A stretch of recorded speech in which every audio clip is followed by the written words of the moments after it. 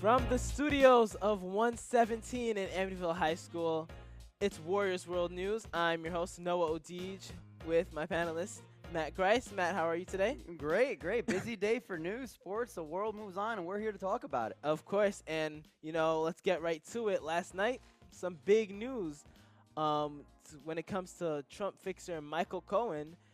He left his Park Avenue apartment to start his stay.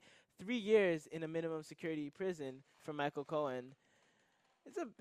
That's especially coming after his big testifying to Congress a couple weeks ago. It's been a long time coming for him to go to jail, hasn't it? Well, Michael Cohen is an enigma. He really is, because this is a guy a couple of years ago who made the statement that he would take a bullet for Donald Trump. Yes. This was before he's President Trump. Once he becomes President Trump, they have this huge falling out. Michael Cohen has two choices. He can either lie for the president, or as he's done all these years, and hope that after he's found guilty, the president issues a pardon, or he can agree to a plea deal, spill his guts, and hope that that gets him out of jail time. He chose option 3, which was spill his guts to Congress without making a deal, hoping that they would go lenient on him, and he winds up in criminal court getting 3 years in jail anyway. So this is a man who has seen his whole life crumble before our eyes. Well, yes, obviously testifying to Congress in that very, very well publicized ceremony a month ago. He only gets 3 years in a minimum security facility. Did you expect there was going to be any longer? Well, I think that he could have gotten anything up to 40 years in jail. I mean, that is what was laid out. Is this guy a hardened street thug? No, he's a white-collar criminal. But what I find ridiculous at this point is all of these people are taking the fall who are connected to the president. Paul Manafort's going to jail. Cohen's going to jail. There's so many guys. George Papadopoulos is seeing prison time. And yet we have a sitting president who continues to voice his executive power to limit Congress's ability to subpoena information, whether it be his tax returns or the full Mueller report. And as a result of that, we're just left with his minions that are being caught. But as far as Michael Cohen goes, this is a man who he would do all of Trump's dirty work. And he aired a lot of that laundry. And the FBI, when they raided his house, they uncovered a lot of this stuff. So to me, I don't feel bad for Michael Cohen at all. I'm just amazed by the fact that Michael Cohen, along with others, have gotten caught, have gotten a prison sentence that some people may think is a little lenient. Some people may think, wow, 3 years is a long time for some of these white-collar crimes. It's not like he was, robbing people of their money. Obviously, he had some side deals with a taxi cab company and all these other issues that were fraudulent. But it surprises me how much carnage and chaos surrounds the president, and none of it seems to get back to him. And again, all these people, especially his former campaign manager and obviously his personal lawyers, going to prison, yet he has not been indicted of any crime. The Mueller probe ending recently, saying they found no collusion, and yet again, is not to say that the president isn't guilty of any crime, but here we have the Democrats trying to subpoena all these files, trying to get as much information as they can, and obviously the Mueller report contained a lot of information, but I don't think they can do anything with it at the time. Who knows? Maybe they have something more. Maybe there are still investigations going on. In Michael Cohen's own testimony, he said that there are other investigations going on besides Mueller's. Who knows? Maybe something will happen, or maybe we'll just wait off the next 2 years, and we'll wait till Donald Trump is out of office before he can get indicted on any crime. Well, the issue is, and I know New York State is putting together a case against Donald Trump on a state level, which would actually prevent a future president from pardoning him. But there are statute of limitations for a lot of these crimes. So if Donald Trump were to win the next election, he may not be able to ever be brought to trial for a lot of these issues. But getting back to Michael Cohen, I thought it was really interesting. We were watching a news clip earlier, and Michael Cohen, yesterday he goes to jail. But before he does that, over the weekend, he's enjoying himself. He's going out. Okay, fine. I guess we would probably do the same thing if we were in that situation. but people are stopping and asking for pictures and autographs, and he's smiling like he's walking down the red carpet at the Hmm. Oscars. This is a criminal. What does this say about where we are as Americans that we're celebrating him as a celebrity? Well, again, I think a lot of people view him as a hero because of speaking out against Donald Trump, even though it got them nowhere, pretty And also, much. let's remember, you're right. I agree with you. A lot of people look at him as a hero, but this is a guy that did what he did to cover his own rear. Exactly. So I don't. I think he was doing it for his own best interest. And it's funny you mentioned future presidents being able to pardon him. In the latest polls for Joe Biden came out 21 points ahead of the latest Democratic polls, 20 points ahead of the nearest leader. Joe Biden coming off some big news recently after his shortly after his campaign announcement. Coming he had this big scandal with Me Too, something that was settled down fairly quickly, but still it could have to a presidential candidate that can be very very troubling. The Democratic field right now reminds me a lot of the Republican field leading up to the 2016 election in the sense that there's a lot of people throwing their hat in the ring. And if you go back even a year ago, Joe Biden was a guy that was popular amongst a lot of Democrats. He's a guy that people can relate to. He seems to be the common man sort of thing.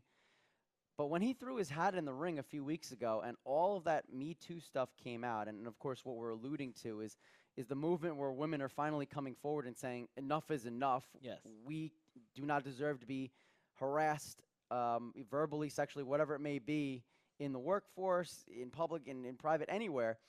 And Joe Biden's kind of a touchy-feely guy. I mean, is he a criminal? Of course he's not, but he's done some things that have made people uncomfortable. And of course, the definition of sexual harassment is any act that makes someone else feel uncomfortable. Can he survive that, especially entering such a big field? Is his popularity so strong that he can overcome that? I think that's the big question. Well, we've seen certainly in the past, um, with our current president, Donald Trump, surviving some pretty big sexual harassment accusations in the days leading up to a national debate. There's something different, though. I don't know what it is. It's like Donald Trump can say or do what he wants. Certain people seem to be immune from the court of public opinion. I just Donald Trump seems to be a guy that can do whatever he wants. Doesn't matter. Joe Biden, maybe he turns into that same person. I don't know, and I think we'll see as time moves on. People have short memories in this country. We know that. We know second chances is what we are all about. Can Joe Biden overcome this? I think there's a good amount of people because right now he's very popular. A good amount of people that think he might be able to. But a lot of popular names in the Democratic fields as well, such as Kamala Harris, Elizabeth Warren, Cory Booker putting his name out there, and Beto O'Rourke, someone who just burst onto the scene after narrowly scraping by. And he just lost to Ted Cruz. Yeah, just lost. And this is a Republican senator Exactly. in Texas where Democrats never win. It's been 30 years since a Democrat has won there, and yeah, that you're right. That put Beto O'Rourke to the national scene, but don't forget about Bernie Sanders. Bernie Sanders, of course, obviously an independent, going to run on the Democratic ticket out of Vermont. Bernie Sanders obviously had his name in the presidential ring for a while now. 2016, he looked as if he would be Hillary Clinton's. It was going to be either him or Hillary Clinton coming on that Democratic ticket, but it seems that he's the favorite next to Joe Biden this year. It's gonna be funny to see how those two groups coexist because you have Joe Biden, who I believe any state that Obama won, Joe Biden I think has in the bag. Well, be careful because Hillary Clinton thought the same thing about Wisconsin, Michigan, and Pennsylvania, and that didn't work out so well for her campaign. Ended up being what led to Donald Trump winning the election. But one of the things that the Democratic Party needs to really figure out is what is their message moving forward for this 2016 election? Because you have a guy like Joe Biden who is popular amongst the Democrats in Congress because he's more centered. He's more of a moderate. He's the safer candidate, obviously not including the Me Too issues attached to his name. But then you have Elizabeth Warren, Bernie Sanders, Kamala Harris, who are way more to the left, which seems to be something that energizes the Democratic base of voters, but scares off a lot of the moderates into thinking, just because the Republican Party may have shifted all the way right doesn't mean that the Democrats should do the same thing, but all the way to the other side. Yes, and again, we're gonna see what happens. It's still very early to say what happens. On to some next news. Alex Trebek won his 6th Daytime Emmy for an outstanding show last night. And he gave a pretty interesting speech coming off the news of his stage 4 pancreatic cancer. He said he was okay to get the sympathy vote from fans. What do you take from Alex Trebek saying something like that? Well, first of all, Alex Trebek is a staple of American homes and has been for several generations. This is somebody who has been in everyone's living room since 1984. And when he came on board, I think people forget, Jeopardy was a dying show. It was done. They were getting rid of it. And Alex Trebek came in and saved it. And I don't know of anyone in this country that wouldn't know his name. I can't picture watching the show without him doing it. I give him a lot of credit for getting up there and not only with his health issues being able to go and address the crowd and talk about the Emmy, but also to be able to talk about his private life and everything that he's going through. Because stage 4 pancreatic cancer doesn't have a very good outcome for most people, especially when it's not caught early. And that's one of the hardest cancers to detect. So he said that he's going to try and film the next season, which will be the 32nd season with Alex Trebek. I think he's inspirational. I think this is a person that, for all the negativity we get out there on celebrities, athletes, whatever it may be, politicians, this is a guy that's been clean, at least in the public eye. It's a guy that's adored and respected by many Americans, and it's somebody that we've welcomed into our home for a long time. And coming off, he had a recent interview with Robin Roberts on Good Morning America where he gave you a look inside. Sometimes he said the overwhelming sadness that sometimes he would feel because of the sickness, but he knows he has to get through it. And you can definitely put Alex Trebek's name up there with more recent people we have seen in the media industry with their life taken by cancer, with your Jimmy Valvanos, with your Craig Sagers, with your Stuart Scotts. And it's so inspiring to see somebody who, personally for me, I grew up with watching, and someone who seems as like the wholesome TV who you never miss any night. And to see him be so inspirational in the face of such a grave disease, it's actually very inspiring. And hopefully he does get to film that last season because, as he said, contractually he's obligated to. Yeah, contractually he's obligated to. I think the network would be understanding considering the situation. But you're right. This is somebody, and listen, we don't know what he's doing or how he's acting when the cameras aren't rolling. I'm sure he's going through a lot right now, and thankfully I can't imagine it. And hopefully no one we know will ever have to experience what it must be like to get a diagnosis of that nature. But certainly he's using the time that he has left in a positive way. And I agree with you. If you remember the Jimmy Valvano speech that ESPN continues to play over and over every single year since his passing, it is very inspirational. And not that Alex Trebek is right now currently raising money for his cancer, but Valvano and many, many, many others have been able to take such a horrible thing and turn it into such a positive. And you know what? I think if Alex Trebek simply continues to do the show and make Americans happy, then that will be his message to society. It will be great. All right.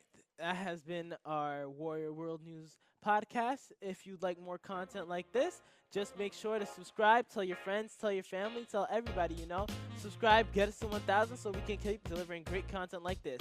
I'm your host, Noah Odige, with Matt Griess, and thank you for watching.